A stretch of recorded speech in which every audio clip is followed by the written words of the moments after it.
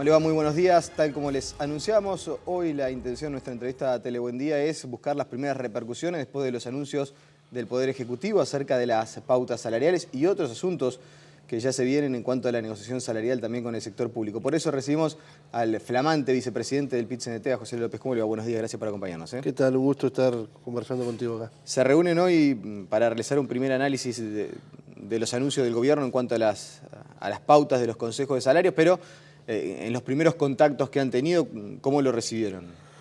Bueno, sí, hoy el secretario ejecutivo del PIT-CNT, por supuesto, va a estar analizando lo que han sido la definición de las nuevas pautas salariales para el sector privado. Pero bueno, evidentemente esto es un tema muy importante para los intereses de los trabajadores y ya hemos tenido algún intercambio entre algunos compañeros del secretario ejecutivo y todo con la misma óptica, ¿no? De preocupación, porque evidentemente esto es mucho menos de lo que se esperaba.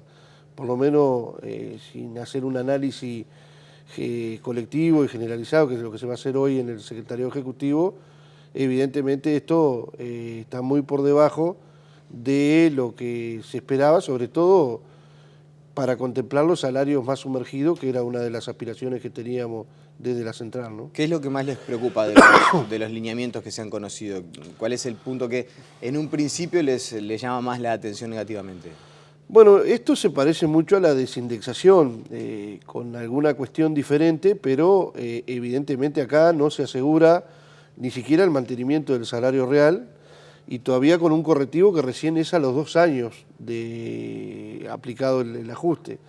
Lo que, teniendo en cuenta cómo se ha manejado la inflación durante los últimos 7, 8 años, donde el gobierno le ha errado sistemáticamente al rango de banda que se ha definido para la inflación, creemos que se corren serios riesgos de que haya una pérdida salarial y que todavía después se puede recuperar con un correctivo recién a los 2 años. Esto es una cuestión que realmente preocupa y que, bueno, como decíamos, lo analizaremos colectivamente hoy. Seguramente van a participar asesores para bueno, tener en cuenta todas estas variables que se han planteado, pero hay una preocupación importante del movimiento sindical. O sea que de pique lo primero que van a solicitar es que el correctivo no sea cada 2 años. Bueno, todavía no tenemos definido qué es lo que vamos a solicitar. En principio no solo eso, yo creo que hay que intentar ver si se puede de alguna manera contemplar por lo menos los salarios más bajos, ¿no? Acá tenemos más de 600.000 trabajadores que ganan menos de 14.000 pesos. Un ajuste como esto les significa alrededor de 200 pesos de aumento, en el mejor de los casos. Eso evidentemente puede servir para 10 boletos en el mes, para 1 kilo de carne en el mes.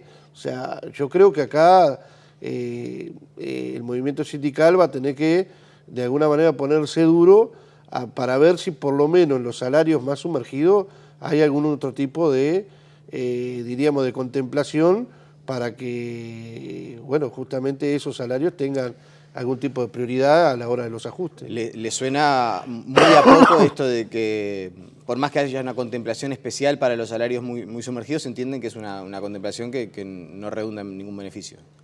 Bueno, no, esto está claro de que no, así como está planteado, para los salarios más sumergidos, esto significa en pesos contantes alrededor de 200, 300 pesos, dependiendo del salario que tenga el trabajador, y eso no le cambia la vida a nadie, absolutamente a nadie, y todavía con la particularidad esta, ¿no?, de que ni siquiera va a haber un ajuste en función anual, en función de la inflación, sino que recién el correctivo está a los 2 años. Entonces, acá hay una particularidad importante. Nosotros preveíamos de que podía haber una diferenciación de sectores en función de la crisis que está teniendo algún sector en particular, pero nos imaginábamos otra cosa, sobre todo después de algunos anuncios que habían surgido ahí, donde se planteaba que el Poder Ejecutivo, en el Consejo de Ministros, había analizado de que había que dar un paso más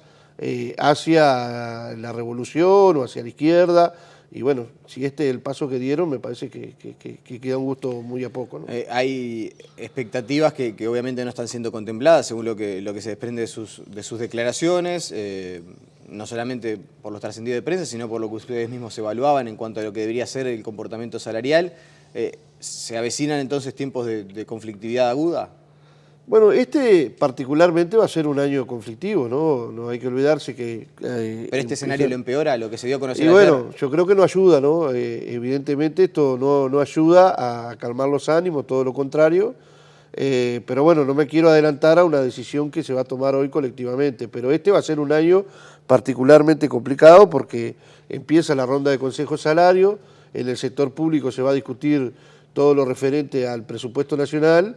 Y bueno, y hay, diríamos, aspiraciones de los trabajadores, desde nuestro punto de vista, todas justificables, que bueno, da la sensación que si esta es la pauta salarial que está definiendo el gobierno, bueno, lejos de calmar esos ánimos, los vas a exacerbar. Pero sin definiciones porque todavía no se reunieron, pero ¿ya hay alguna idea de, en el corto plazo, mostrar la disconformidad con alguna movilización? No, yo no me quiero adelantar, evidentemente hay ideas, sí, pero prefiero que esto sea una decisión colectiva y que nadie salga embanderándose con algo que lo tenemos que resolver colectivamente.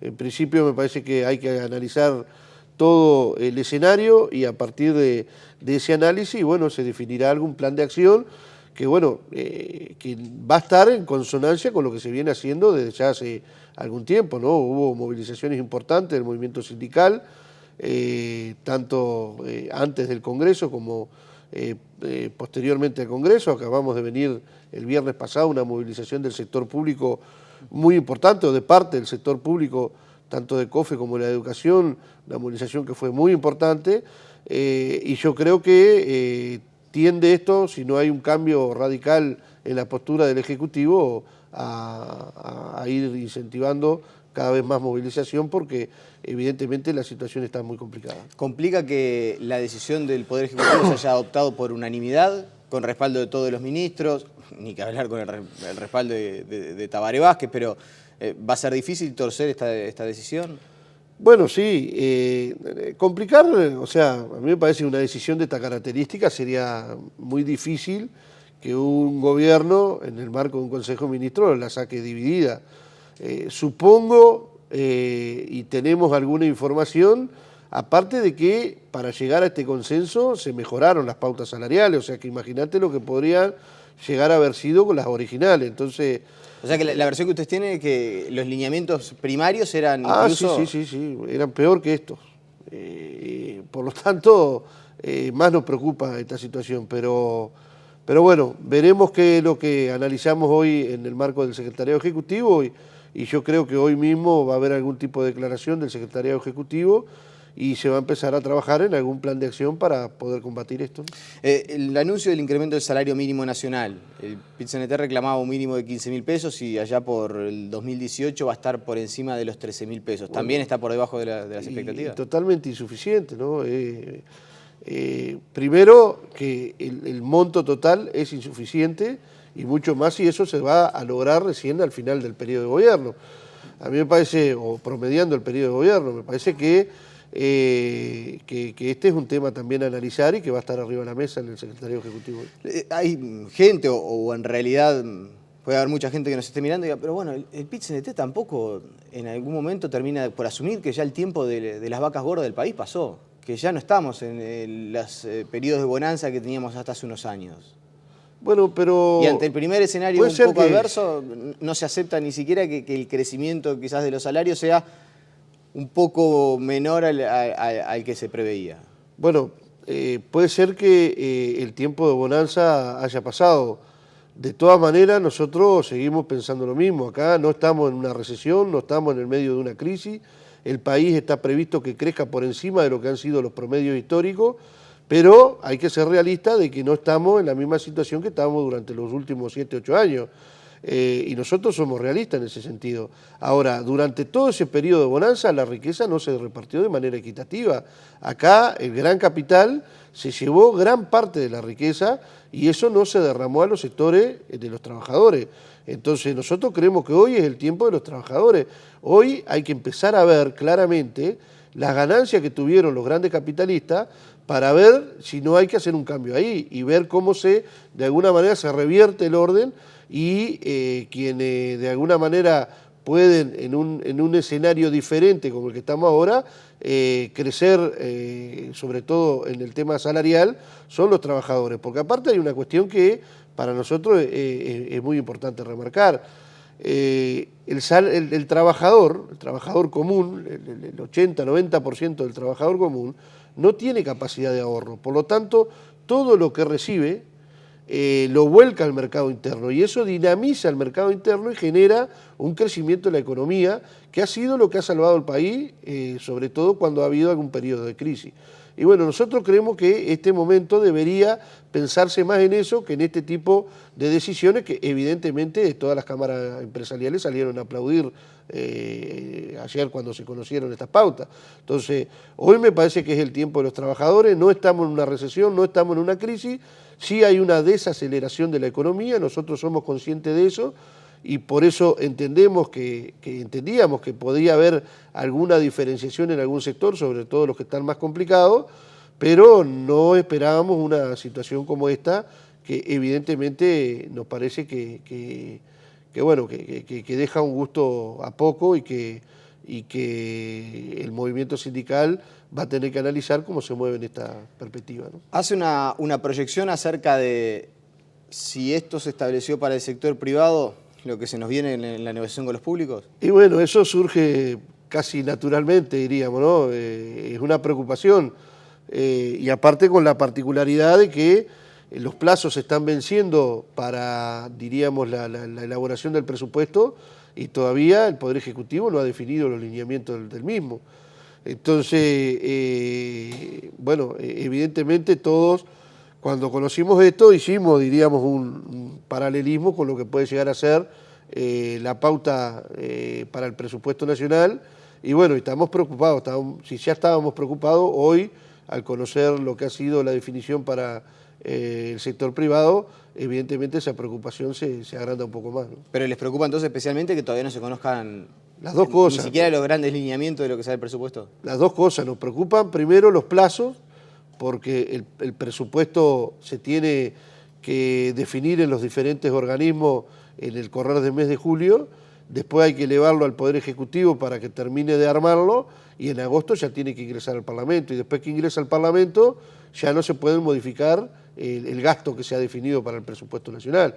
Entonces estamos, diríamos, con el tiempo a contrarreloj, por eso la movilización del viernes pasado de los trabajadores del sector público, lo que reclamaba era que se aceleraran los plazos para poder empezar a discutir el presupuesto nacional, porque aparte así lo obliga la ley de negociación colectiva del sector público. ¿Entienden que se está imponiendo una visión de Astori dentro de, ni que hablar en la conducción macroeconómica del país? Es el ministro de Economía y obviamente que tiene la derecha en ese sentido, pero cree que la visión que se está imponiendo es una visión de quizás más escepticismo y de menos crecimiento de la economía del que en realidad se va a dar.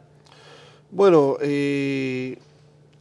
eso a mí en lo particular no me asombra, porque está claro de que la línea económica del país sigue estando en manos de Astori y de su equipo. De hecho, esto en definitiva tampoco se escondió en la campaña electoral. Pero bueno, a veces uno, capaz que ingenuamente, cuando escucha de que al más alto nivel se establece de que hay que dar un vuelco hacia la izquierda, de que hay que profundizar en algunos aspectos para realmente hacer sentir de que hay un gobierno que quiere de alguna manera avanzar hacia el socialismo, se genera ese interrogante si puede haber alguna cuestión más de lo que normalmente se esperaba. Pero bueno, cuando se choca con esta realidad, evidentemente está claro de que acá la conducción económica está firme y el ¿Y no es una conducción económica de izquierda? Bueno, en lo particular yo creo que esto tiene gran parte de decisiones que no son de izquierda. Una pauta salarial de estas características, donde claramente se establece prácticamente la desindexación de los salarios o el aumento del salario nominal sin asegurar la recuperación del salario no solo con el IPC, sino con algún punto por encima, me parece que no va a un posicionamiento, diríamos, de entender a las grandes mayorías populares, sino que va en línea de una conducción económica que sigue contemplando más al gran capital que al trabajo. Ahora, es la misma conducción económica que se ha tenido desde que el Frente Amplio está en el gobierno, está claro, eso, pero sí. ¿cree que está en su versión más alejada de la izquierda en este periodo? No, para mí la conducción económica ha tenido una línea de acción clara y contundente en este sentido. Bueno, pero la conducción económica de Astori, más allá de lo que uno pueda decir, los números muestran que ha crecido la economía, que ha bajado el desempleo, sí, que los salarios han aumentado, con relación a cómo se había comenzado. Entonces, desde algún punto, al trabajador lo ha beneficiado. Nosotros, cuando empezamos a discutir todo el análisis del presupuesto, esto más bien como COFE, no como PICNT, y hacíamos el estudio de todo el escenario a nivel internacional, cómo iba a repercutir, cómo se iba a generar esta desaceleración de la economía. Una de las cosas que veíamos era justamente esta situación.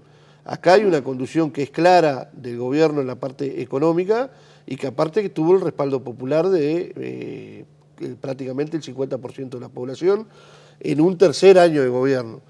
Por lo tanto, en ese sentido éramos conscientes de que la situación iba a ser muy complicada.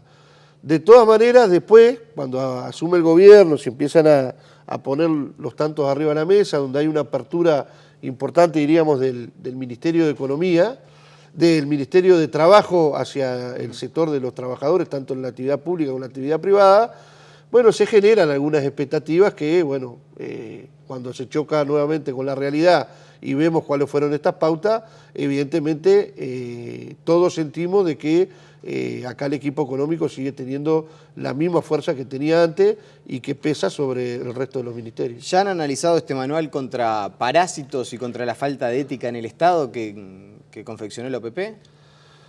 Bueno, no porque ni siquiera hemos tenido acceso a él oficialmente, pero a mí me parece que esto, lejos de cómo se ha querido plantear, sobre todo por algunos medios de comunicación, esto lo que demuestra desde mi perspectiva es el gran nivel de desconfianza que tiene el Poder Ejecutivo sobre las personas que han definido para conducir las empresas públicas y los mandos medios de esas empresas públicas. Porque esto claramente es diríamos, un control de gestión y la gestión la conducen las personas que están al frente de cada una de las empresas públicas. ¿Y hay parásitos dentro de los mandos medios del Estado? Ay, yo creo que sí, que hay, sí. ¿Y cómo se detecta un parásito a nivel gerencial, por ejemplo, de una empresa estatal? Bueno, se detecta en función de cómo se desarrolla la gestión. Y ahí hay que tener en cuenta de que también no solo se habla de los parásitos, sino también de la corrupción y de la mala gestión. Entonces, en ese marco, yo creo que el gobierno está bien que esté preocupado por lo que pasó en Pluna, por lo que está pasando en ANCAP, por lo que ha pasado en alguna otra empresa, y evidentemente ahí ha habido problemas de gestión graves, ¿no? Entonces, en ese marco, me parece que es un elemento que más que estar dirigido para los funcionarios, para los trabajadores, cuando en realidad se acaba de definir un estatuto de funcionario público que está siendo aplicado a partir del año pasado, me parece que esto apunta directamente a la decisión de quienes conducen los organismos públicos y, bueno, demuestra desde mi perspectiva un gran nivel de desconfianza del Poder Ejecutivo en sus mandos medios. Entonces, desde su visión, si hay corrupción a nivel del Estado, es a nivel de gerencial y mandos medios. Corrupción puede haber en cualquier parte, porque nadie está vacunado contra eso. Mayormente. Y la corrupción, abajo diríamos los funcionarios, rápidamente se puede detectar, se le hace un sumario al funcionario y si es necesario desprenderse de él, se puede desprender. Bueno, pero se tarda 2 años en destituir. No, eso no es así, eso es un mito. Usted vaya a la Comisión Nacional de Servicio Civil, que es la que regula las destituciones en el Estado, y pregunte cuántas destituciones hay por año. ¿Cuántos hay? Y hay más de 400 por año. Bueno, pero casi 300.000 funcionarios públicos. Bueno, pero 400 no es un número significativo. ¿Le parece que no es significativo? 400 ¿Y en casi funcionarios 300.000 despedidos. funcionarios públicos, no? No, ahí se regula básicamente un poco más los de un 1 por trabajadores. 1000. Sí, ahí no están todos los sectores, sino básicamente los sectores que dependen del gobierno nacional. Cuando hablamos de 300.000 trabajadores, están las intendencias, o sea, pero igual es un régimen, pero lo que se detecta claramente cuando hay un funcionario que ha cometido alguna falta de esta característica es rápidamente salvable, porque el sumario se hace con separación de cargos, se genera. Y acá los grandes niveles de corrupción, los que le han hecho mucho daño al país, no han sido por los funcionarios de abajo, sino por situaciones que se han generado y que han generado determinadas cuestiones, como hasta el procesamiento de algún ministro, ¿no? Me quedan 30 segundos y no quiero dejar de preguntarle, ¿va a tomar algún tipo de acción acerca de algunas publicaciones que salieron en la prensa, una columna en la cual tienen duros conceptos hacia su persona? Bueno, sí, estamos analizando con los abogados y seguramente eso va a correr por el lado de... ¿Le dolió que aparezca un artículo de esas características, donde usted No. lo acusan, entre otras cosas, de apañar las torturas en los centros de... Bueno, eso primero me duele porque es una mentira y segundo, por eso vamos a iniciar algún tipo de acción legal en función de eso. Lo demás es todo discutible, de que hay gente que a uno está contenta porque está en el lugar que está y otros no están contentos y cuestionan esto. Eso es muy discutible y por supuesto que uno, al ser una figura pública, tiene que aceptarlo así. Ahora, cuando se dicen barbaridades como las que se dijeron en ese artículo, evidentemente uno no las puede dejar pasar porque, primero porque son mentiras y segundo porque me parece que es un disparate que no tiene ningún tipo de asidero ni de respaldo en las cuestiones que se dicen. Le agradecemos su presencia esta mañana aquí en Telemundo. Gracias a usted. La pausa y seguimos con más noticias.